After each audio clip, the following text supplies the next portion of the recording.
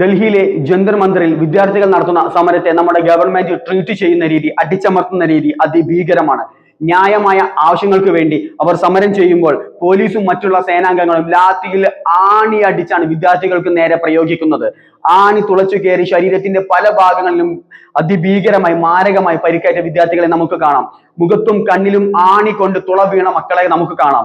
നിങ്ങൾ ഒന്ന് ആലോചിക്കുക, ഈ ലാത്തി ഉപയോഗിക്കുന്ന ഓരോ സേനാംഗങ്ങളും നിങ്ങളുടെ മക്കളടക്കം നീറ്റ് പരീക്ഷ എഴുതേണ്ടവരാണ്.